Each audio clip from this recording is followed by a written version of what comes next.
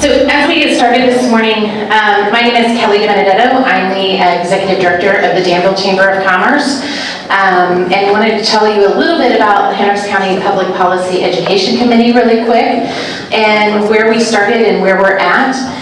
A couple of years ago, we as the four chambers for the Hendricks County decided that we needed to do much more work in the advocacy arena, and decided to collaborate and put together a Hendricks County Public Policy Education Committee.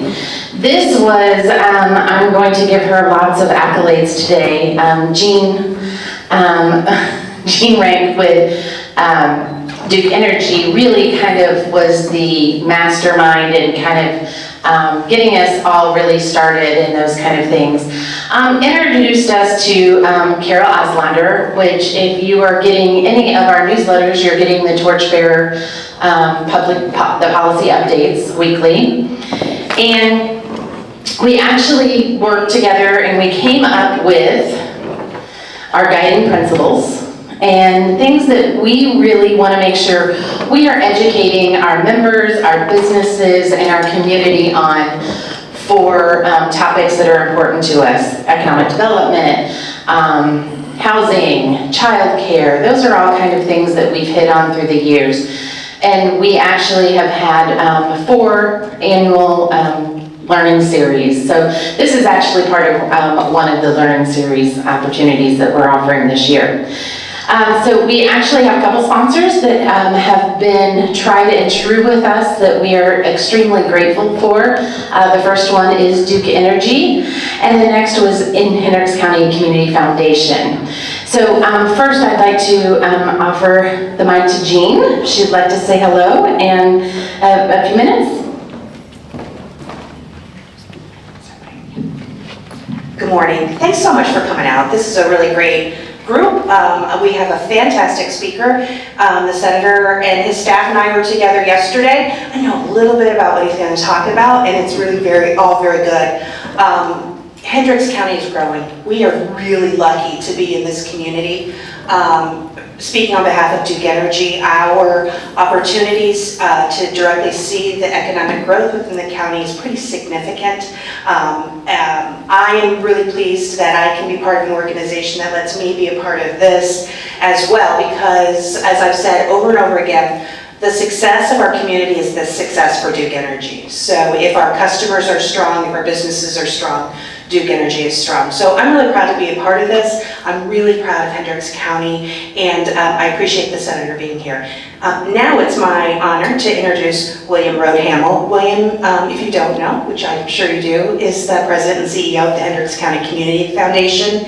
And a lot of the work that we do through the Public Policy Committee is jointly connected to the initiatives that William is doing. So I'm very proud that we can have that partnership. So William, I'll turn it over to you. Thank you.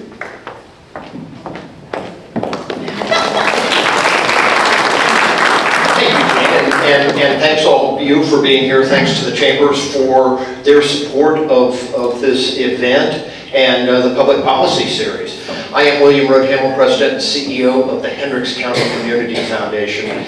And the Community Foundation's mission can be simply stated as we're here to make Hendricks County a better place. We do that by funding other important nonprofit projects, programs, and organizations through grants that we make throughout the year. We make those grants from money that we've received and have placed in endowments from generous people who want to make Hendricks County a better place. In 2019, the Community Foundation, through a grant from the Lilly Endowment, did a needs assessment of Hendricks County, and from that, we developed a scope of work around encouraging additional community unity. There are 3 parts to that, one of which is civic engagement, and that plays out in a number of ways, including our Meet the Candidate events, which are coming up here at the fairgrounds on September 11th and September 18th. Voter education, we partnered with the Republican newspaper to do a voter guide that will go out to every household in the community. And this Public Policy Series. So we're looking to encourage voters to be educated and engaged in the process. I left my notes over here, so I'm going to grab this because it's my distinct honor now to introduce Indiana's senior senator to the United States Senate. Since joining the Senate in 2017, Todd Young has developed a reputation as a bipartisan problem solver on issues like outcompeting the Chinese Communist Party, securing the border, growing the economy, expanding affordable housing options for all Hoosiers, supporting Indiana's veterans, and harnessing the potential of artificial intelligence. Todd has offered conservative solutions to many of the biggest issues facing Hoosier families. Todd's path to the Senate went through the United States Marine Corps. After graduating high school, Todd attended the United States Naval Academy, where he played varsity soccer and was elected a class officer. Todd graduated with honors in 1995 and accepted a commission in the U.S. Marine Corps. After training as a rifle platoon commander, Todd served as an intelligence officer, spending time on the U.S. border. Later, while leading a Marines recruiting effort in Chicago and Northeast Indiana, Todd put himself through night school at the University of Chicago, where he earned his MBA with a concentration in economics. Soon after returning home to Indiana in 2003, Todd met his future wife, Jenny, while earning his JD from Indiana University. Todd and Jenny and their 4 children currently reside in Johnson County. And I have the distinct honor of moderating our discussion today. Todd, would you join us? Yeah. Thank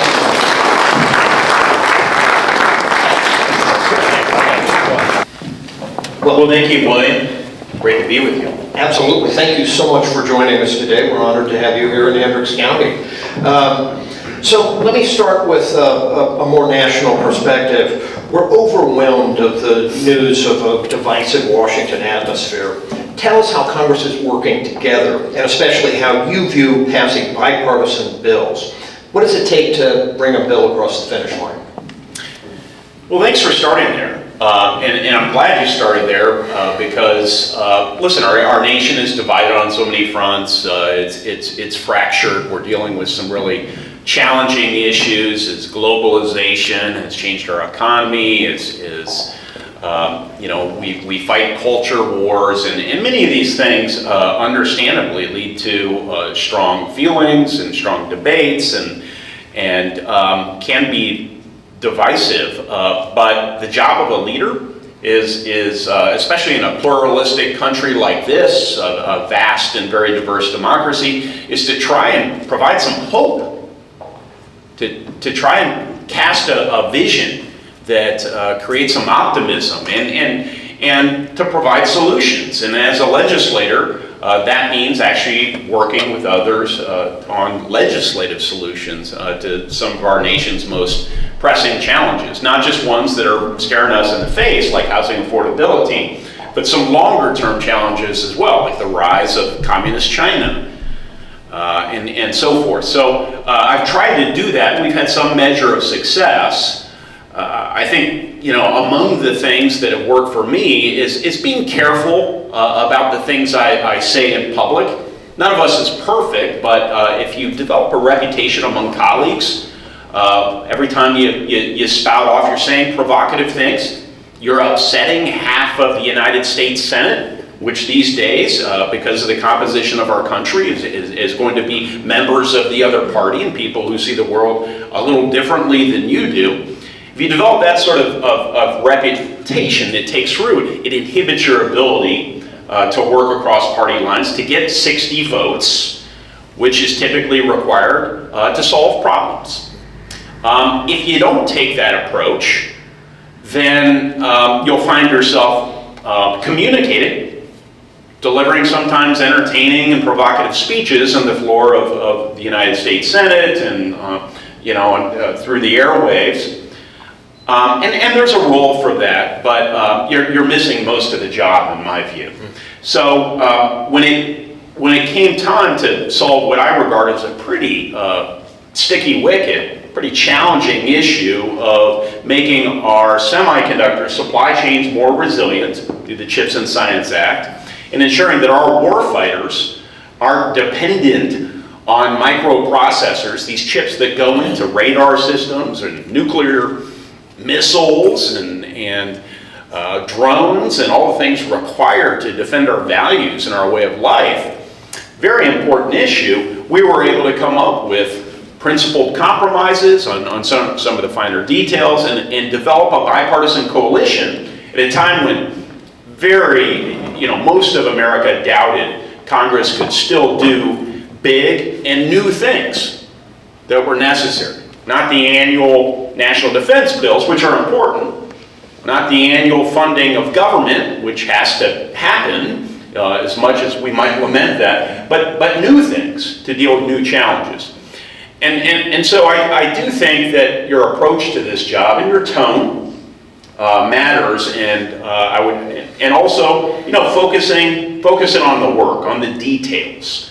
If you have a good policy solution, if it's consistent with fiscal responsibility and economic growth and national security, as I think the CHIPS and Science Act was, you have to have faith that even in this era of sometimes overheated rhetoric, you can still persuade people about the merits of good solutions. And I think myself and my team and others who worked with me on this effort were able to do that. Well, thank you. That's a great answer. Well, let's talk a little bit more about the CHIPS bill. It was really landmark legislation in Congress, and it's providing ample economic and job growth opportunities here in Indiana.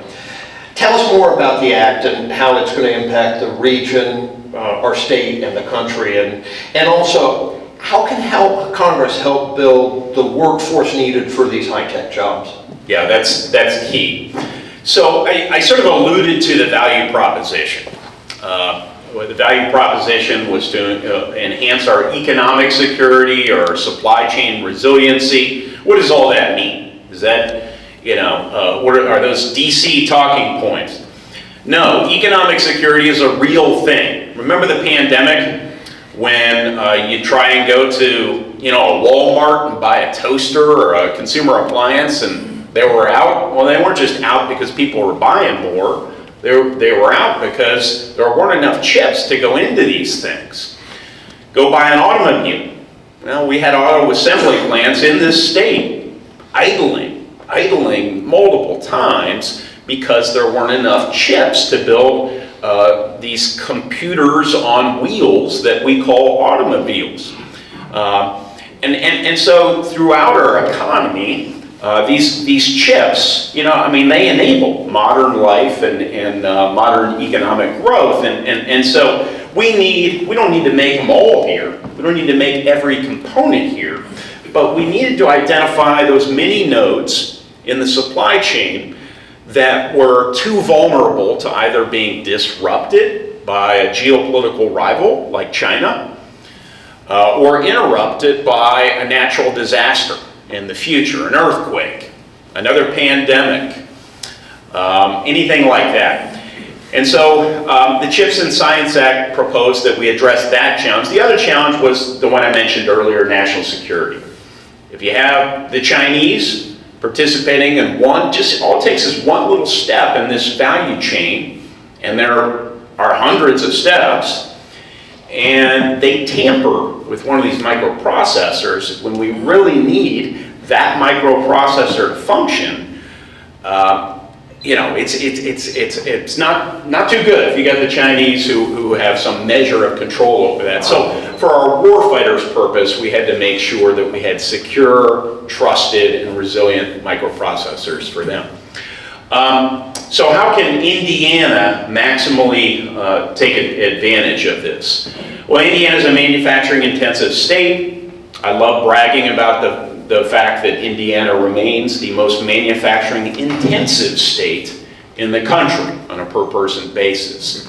So we just needed to make sure that the folks in Washington and the private sector, including the private sector overseas that's really good at making these chips, Samsung in South Korea, TSMC in Taiwan, and the other chip makers understood that we have the ability to train the workforce and then to make the chips. And we have been proving that, which is why we just landed a $4 billion semiconductor commitment from SK Hynix, also out of South Korea, in the West Lafayette area. That investment alone, a little bit of bragging here, but that's going to double the assessed value of West Lafayette, one investment. And that doesn't even account for the broader ecosystem of suppliers that will locate near SK Hynix in order to support it. So it's very important from that standpoint. It's also important from a marketing standpoint, from kind of an economic signal to other high-tech, hard-tech, as Governor Holcomb would say, hard-tech manufacturers who might think about locating here in the Hoosier State, not just for semiconductors, but for other advanced technologies. I mean, this just screams Hoosiers make really sophisticated things, and it will cause more people to locate here and hire our workers at very high wages, very high wages. There's more to the CHIPS and Science Act. As Jim Baird, I saw Diane Hubbard here, and so I'll give him a shout out because he was one of the supporters, our champions over in the House side. And one of the things that Jim and I thought was very important is that we don't just have a CHIPS component to the CHIPS and Science Act, we also focus on the science, other areas of emerging technology in which the state of Indiana and some other places around our country can lead if we invest in the basic research. Purdue, Indiana, our research universities are world-class, so we invest in research in areas like advanced life sciences, hypersonics, quantum computing, these things that will define the future of our economy and also the future of warfare. So there are multiple reasons why we should be making these investments. If the research occurs at a Purdue or an IU, the startup companies will spin off of those areas, and if we play our cards right, many of them will stay here in Indiana and employ our people as these germinating companies grow into larger companies. The last piece of the CHIPS and Science Act that we can sort of focus on here is a defense tech component. Crane Naval Base, it's a sleepy little place for most of America and most of Indiana, in southern Indiana, but they're doing amazing work. And among the work they've done for a number of years is trusted, secure microelectronics for the DoD. Specifically, they protect those computer chips from radiation.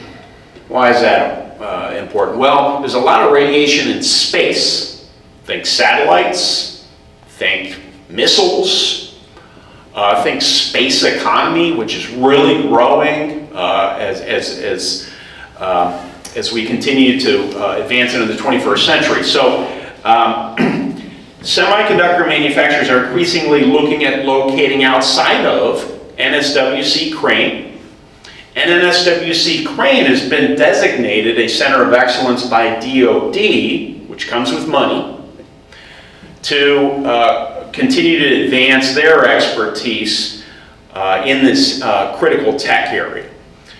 Moreover, the CHIPS and Science Act in the area of life sciences creates an opportunity for DoD to show some leadership there and manage the life sciences portfolio. Bears mentioning here, we are the home in Indiana to the leading pharma manufacturer and developer in the world, Eli Lilly, to now the leading ag bioscience company in the world, Corteva, and the number 2 animal health company, Elanco, among other assets. So it would make sense for Crane to continue to develop this area of expertise, and I think you'll see a lot more defense development in this state in the future. And oh, by the way, Silicon Valley, they're famous for a lot of things. Innovation's one of them, but frankly, pro-DoD kind of patriotism, they're not really known for that.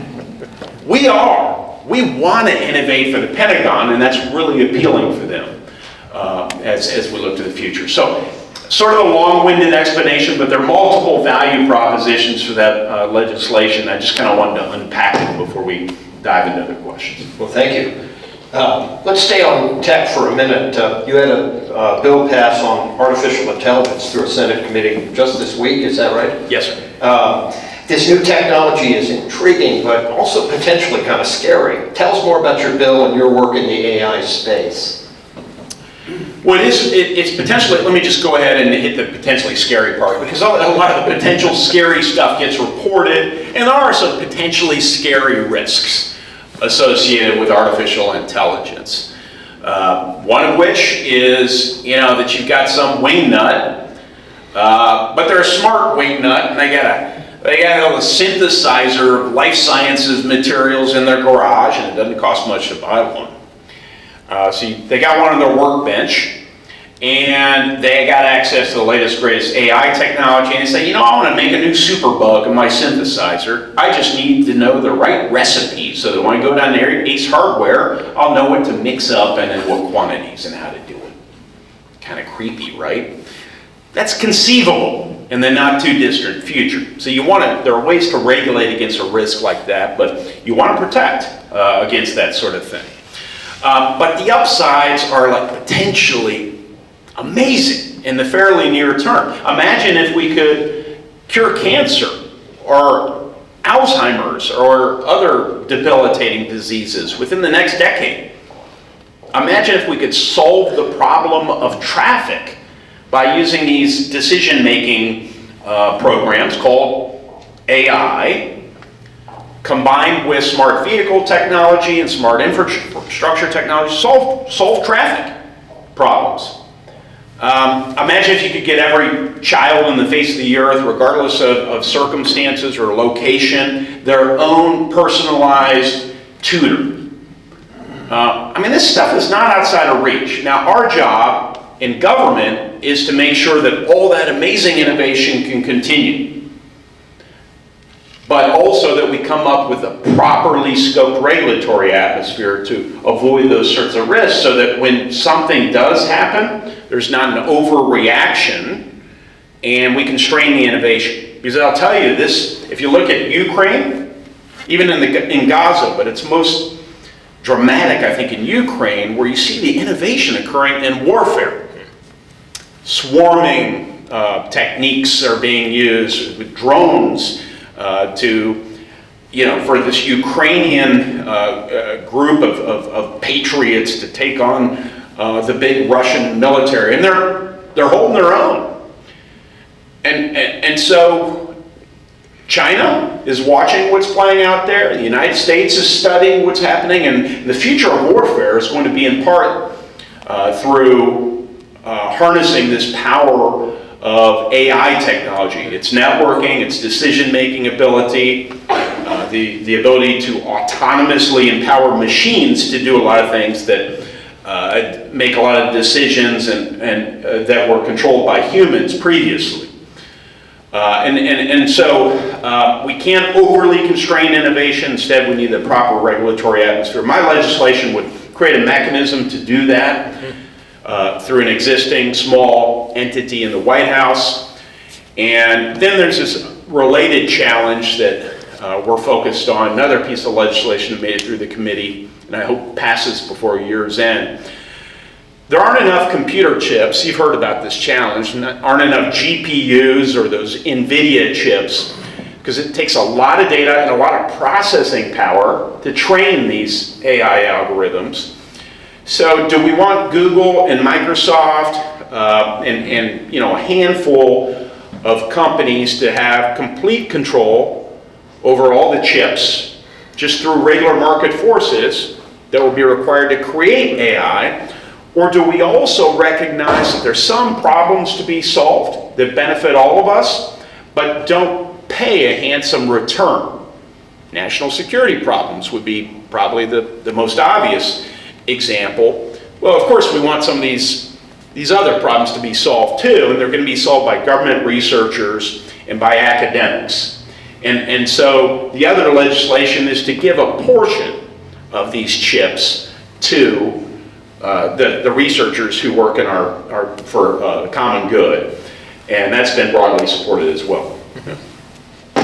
Thank you. You guys are very attentive. I'm always like worried, all right, if I start to go down this AI wormhole, is this going to be boring? And you seem pretty dialed in, so thank you for that. Well, let's go to economics and see how that maintains their interest. There's a recent... They call it the dismal science, right? There was a recent tax bill that failed in the Senate that included a child care tax credit and R&D tax credit. This past week, you introduced legislation to increase working families' access to quality, affordable child care with the Child Care and Development Block Grant Reauthorization Act of 2024. Can you tell us about this bill and what you think are the next steps in the process, knowing that these are such important issues to the employer community? Well, I'm glad you talked about this. We have some child care providers in the very back. We were talking earlier, and we mentioned this very issue. So the Child Care Development, CCBDG, I think it is, block grant program is really an important program, and it works very well for our providers to help, working Americans who maybe aren't earning enough to, invest in their retirement and so forth, but they're able to take care of their families and could just use a little help. Otherwise, the economics of working won't make sense, right? I mean, most of you understand the challenge. If I got to pay for childcare and then come back home and do the math and then the gas going to work and all the rest of it, I might as well just stay home, which we don't want. We don't want to incentivize that. We want people to keep moving up rungs of the ladder. And so that's why this is important, especially at a time of fairly tight labor markets still. And so that's the CCBDG, but then there's been this broader effort. I think you mentioned tax reform, and I think it's very positive. We're starting to really debate, actually this election cycle, I think it's become an issue. We've started to debate issues, which is helpful, but it's about how can we support families best. And Republicans will naturally will focus more, hey, let's figure out how to get everyone jobs. And let's not constrain job creation and letting the market work, because that's going to hurt people. And Democrats are naturally wanting to give more benefits, and this is highly oversimplified, but I think there is fairly broad support, and there was in this tax package that's been proposed, for some continuation of what's called a child tax credit. We don't have enough babies. We're not producing enough babies in this country. We want more babies. We want to support people who have children. And so this provides an allocation of money, especially for your lower income families that have children. There will be debates over exactly how it should be structured. And this is the point of disagreement that we had. Republicans, myself included, think that the structure of this child tax credit that the Democrats warmly embraced wasn't quite right. Want to incentivize getting back into the workforce for those who need it, and maybe it was overly generous. So for those who are paying attention to this, there were a lot of great business tax provisions that I supported in this tax package,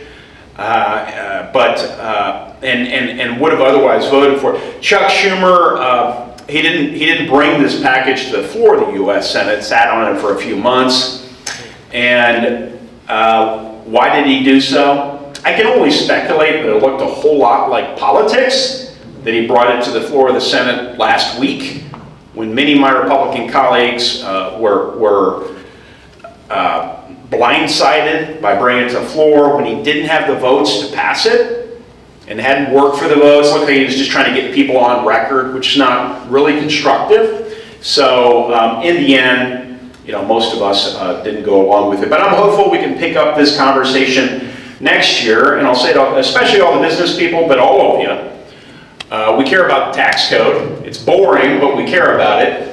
And I'm on the committee, the Finance Committee, that oversees the Internal Revenue Service and oversees rewriting the tax code. We're going to rewrite it next year because so many of those Trump tax cut 2017, the Tax Cuts and Job Act, those provisions expired or have expired, and we need to reauthorize a bunch of them. Some of them we'll have to rethink.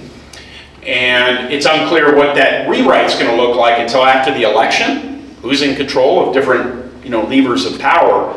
But my work needs to be informed by your concerns, so I hope you'll weigh in if you have some priorities. That's great, thank you. I'm going to stick with economics for a little while longer too. I've got a couple other good questions here. One of them's just simply about inflation, and we're workers, businesses, Yep. all individuals are feeling the impact of increased prices, from groceries to utilities to insurance to everything else. Yes. What can Congress do to help Hoosier workers and businesses to manage increasing costs and stagnant wages?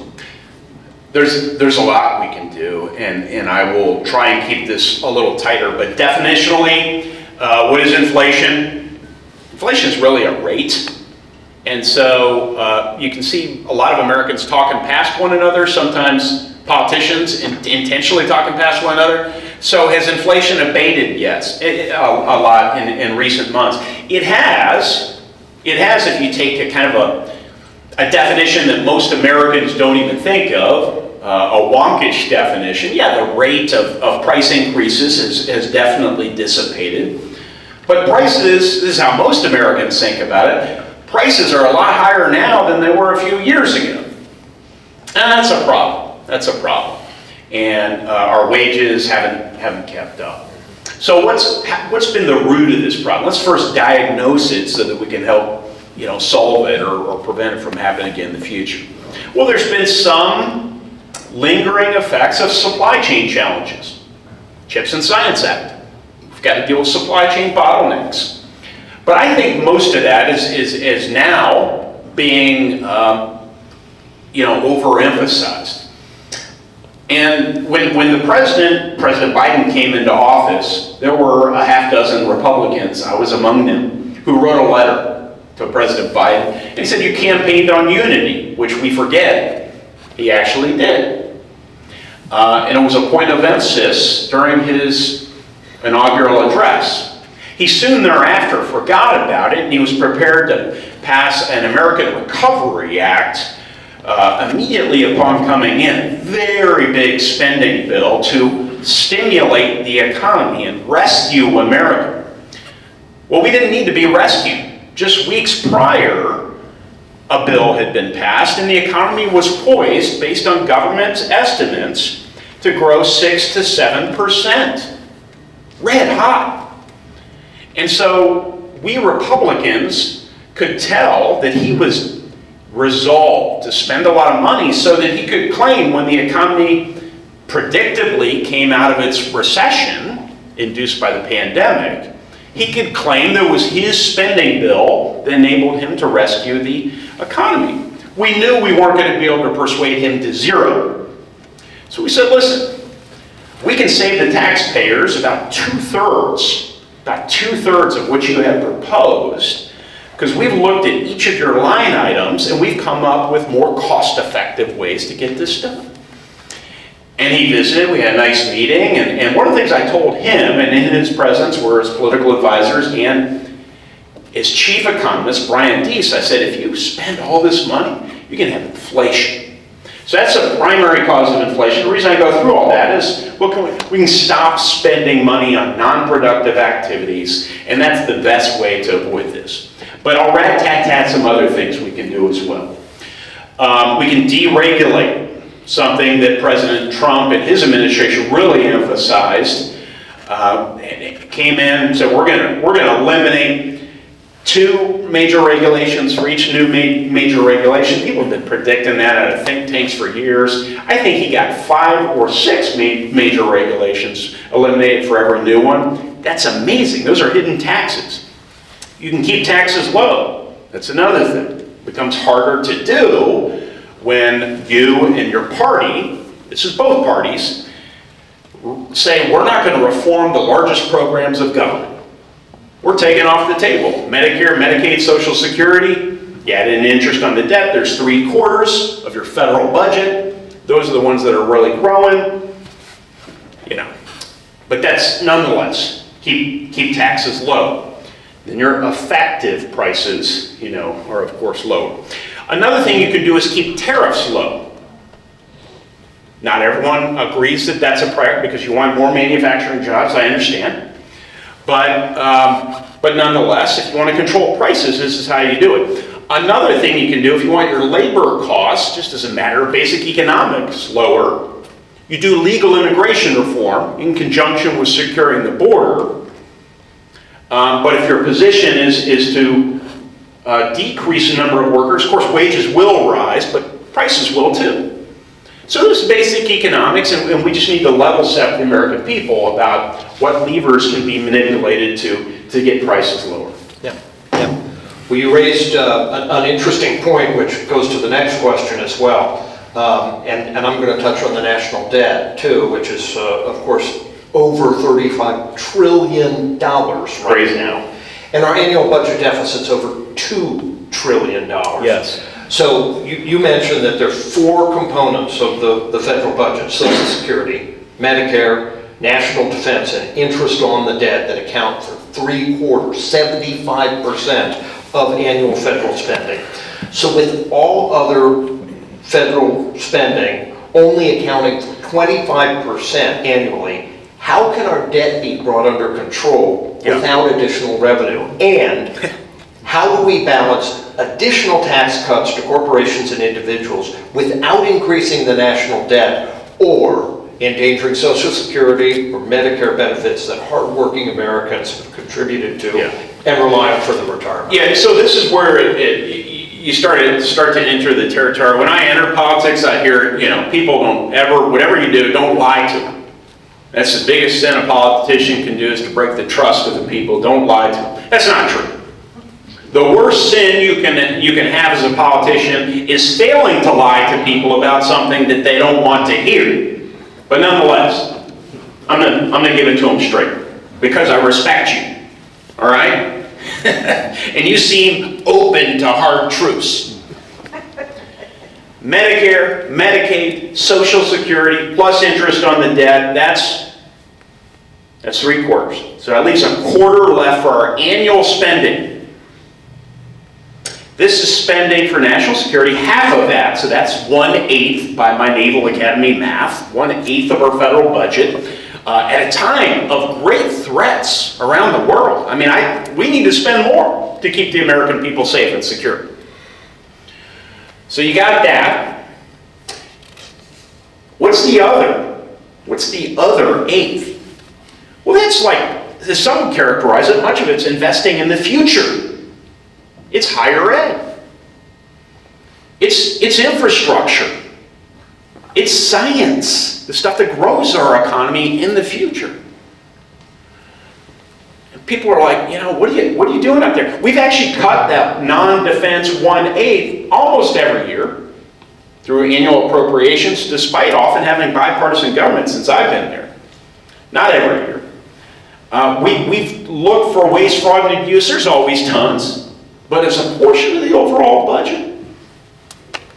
So if we were really serious about this $35 trillion, because we don't want people to stop buying our treasury bills and notes as we borrow to fund current expenditures, if we're really serious, we deal with some of the other spending challenges.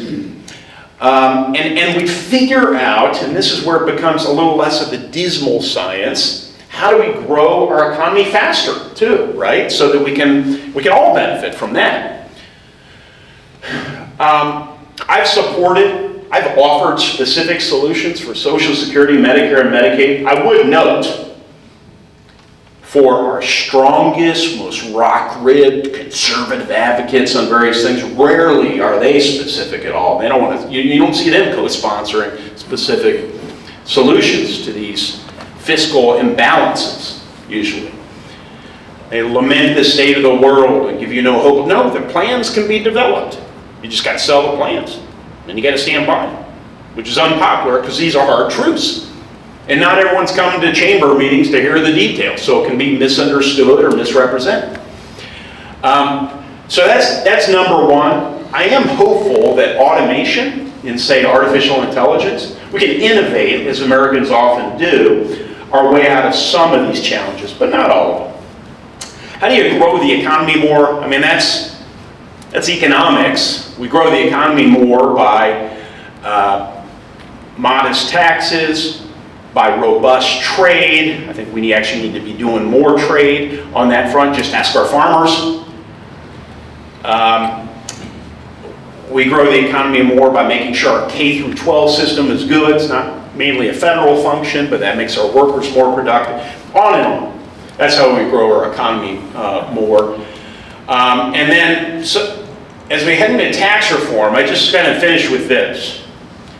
It's really hard if you're writing off all these other programs and reform in there, if you're not saying, okay, at some point, if we're not going to cut, and we're not going to change the spending patterns, we do need more revenue. And so we're going to have to prioritize. And that's why early on here, I invited everyone on an ongoing basis, let me know what your priorities are. If it's just everything that Trump had in the 17 proposal, let's go ahead and reauthorize the entire thing. Let me tell you, I'll be honest with you, most Republicans don't agree with that in the Senate because we still, believe in math, and the math doesn't work. So I know you're hearing different things from leading politicians these days, and I'm sorry for the disconnect. Thank you. Yes. Addressing bold issues. You're welcome. I feel so clean. I feel good. Let's turn to housing for a second. In Hendricks County, the average home sales price is above $300,000. What, if anything, can Washington do to support housing growth and affordability? There are things we can do. Supply and demand issue. That wasn't profound, but let's keep that in mind because I do understand that Kamala Harris today is presenting what she will style as some of her solutions to the housing challenge. And I want them to be thoughtful solutions. This is a big national challenge. I credit her, President Trump, for recognizing this as a challenge, but they got to be thoughtful ideas. And so on the demand side, she wants to shovel out a lot more money for first-time home buyers. If I'm a first-time home buyer, I'm like, gosh, whatever relief I can get, that's welcome relief. But, this could really exacerbate our fiscal challenges, which we just got through discussing, and I'm concerned about. Where do I think you should start? I think you actually should start on the supply side. We need more houses. No one can find a house that's for sale. So how do you do that? Well, it's in part a labor challenge. After the 2008 crisis, you had a lot of contractors, especially smaller ones, go out of business because of the fiscal crisis. And how do you get more contractors? Could be through legal immigration reform, that'd be part of it. We need to train more people, what have you. So that's kind of big picture stuff. But I'm captivated, because I've studied this issue. By some estimates, over 40% of the cost of housing units is attributed to local land use and zoning policies.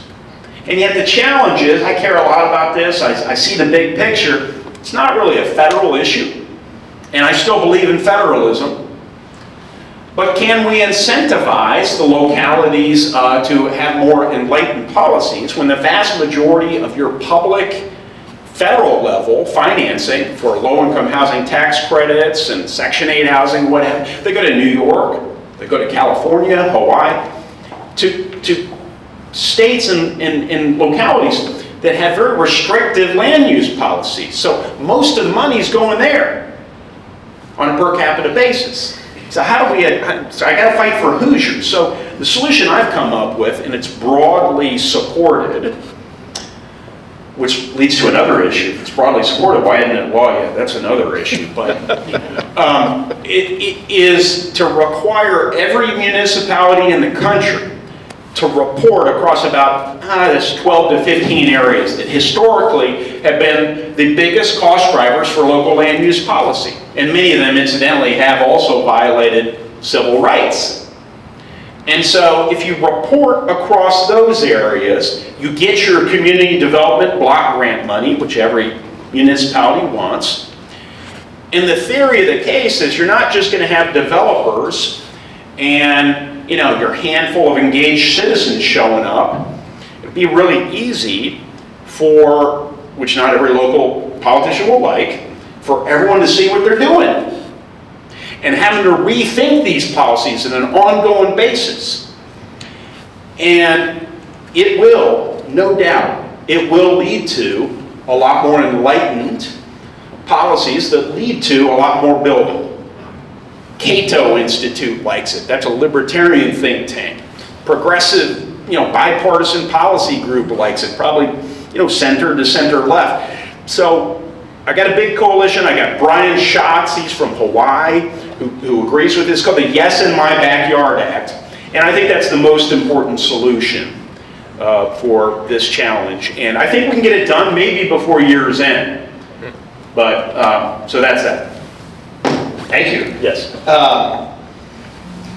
You know, we've heard a lot about cryptocurrency over the last couple of years. It seems to be an emerging issue. What's the plan in Congress to take on the issue? You know, we're from Indiana. I like a little bit of humility in our leadership. I'm not an expert on crypto. I'm not going to pretend to be an expert in crypto. It is like complicated stuff.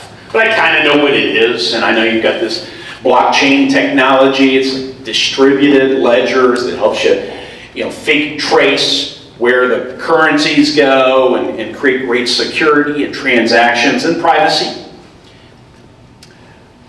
There's a lot of concern about crypto in some circles because you will see, you know, mob bosses and cartel leaders and dictators and others transferring assets through crypto. So it provides a lot of security, but also provides a lot of security for civil libertarians and people who just don't want government getting into their stuff. And one thought is it also can provide a real investment opportunity for those who are concerned about inflation in the future, you know, diversifying your assets. And it could provide an alternative asset for those who have treasuries, which includes like most of the governments in the world, which should be a real concern for all of us and keep us focused on the budgetary challenges.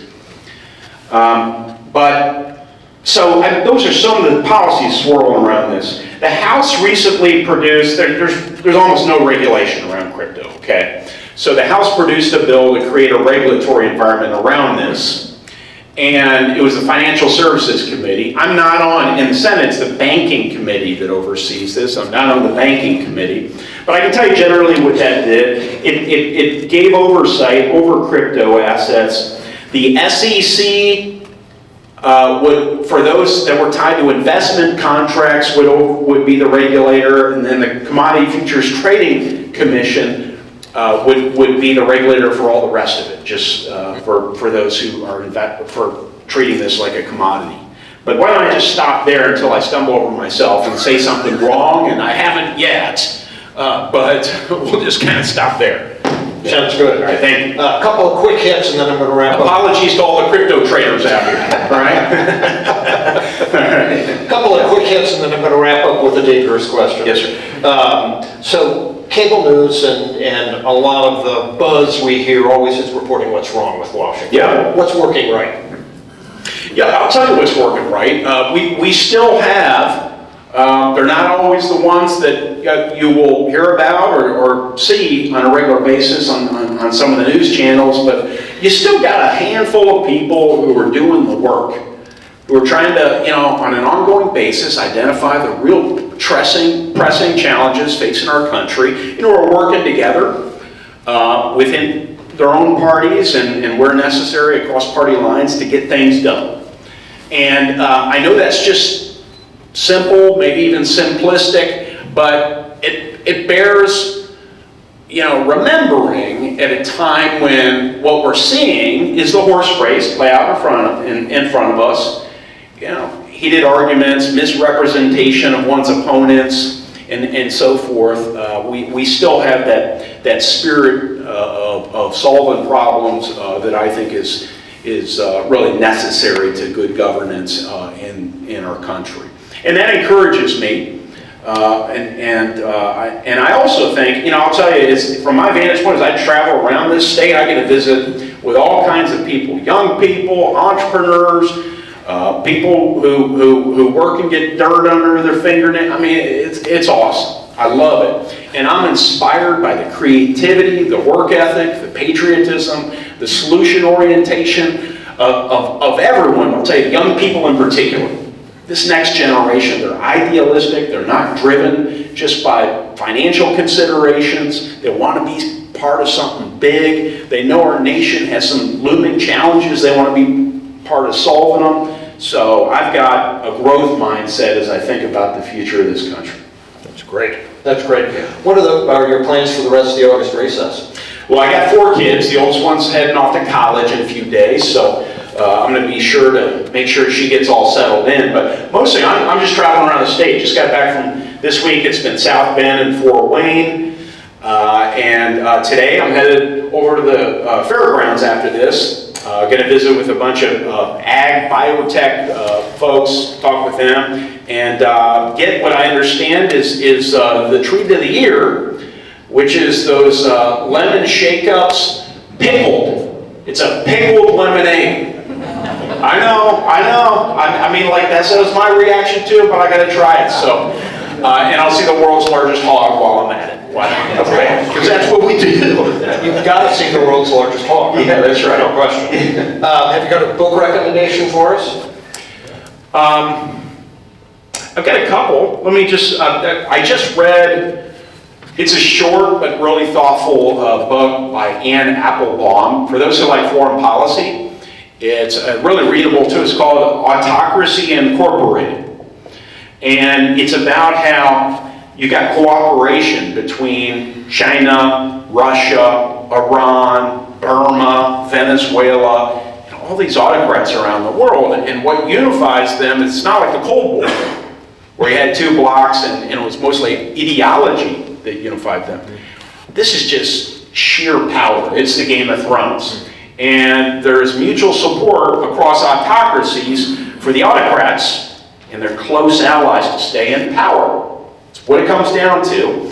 And she goes in some depth about exactly how they're doing it. And it sort of changes how you look at the international environment. The other thing I would recommend for those who haven't read it, it's a few years old, but still a looming challenge. It's called Dreamland by Sam Quinones. It's about the fentanyl crisis. I see our law enforcement, nodding their head too. So, man, that will really open your eyes about how all this happened and how it's really decimated so many communities like those here in Indiana. One final wrap-up question for you. Is there something that we haven't talked about that is a... I think you covered a lot of questions. Is a specific concern or that you're really excited about? I mean, I'm excited about the Colts. I'm excited about the Colts. Why don't we leave it at that? I never know exactly to be what excited about, but I'm always hopeful, and one of the things I like about Hoosiers is I've been to a Redskins game. I mean, I live here and stuff, so none of that. But yeah, I've been to a Redskins game, and man, they turn on their team in a second. I mean, if they're not winning, man, I'm done with them. I hate the Redskins. We are so polite. I mean, it's just like even, if we're almost too polite sometimes. Like Patriots fans come in, and, oh, we're just joking. Oh, that's not what the Pats would say if you're there. We're not joking. So, but I like it. We're Hoosier nice, and it's just such a great atmosphere we have. But when they're winning, there's just a little extra spring in the step at the office. So that's what I'm excited about. There we go.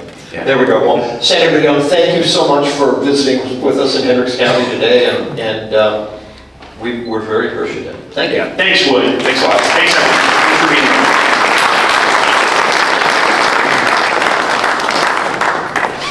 Thank you very much. We appreciate you coming. Right now, I'm going to have my partners in crime stand up, if they would. Tom Downer with Avon, Emily Messina with Brownsburg, and Brad DuBois with Plainfield. Actually, after this, between this session and our lunch session, we are actually going to do some strategy planning for next year for our public policy and our leadership training. So if you have an idea, if it's something that you think that we need to be looking at for 2025, grab one of us and let us know so we can make sure we get that on our list. So thank you again to our sponsors. Senator Young, thank you so much for your time this morning. And we would like a report back on the pickled lemonade or lemon shake-up.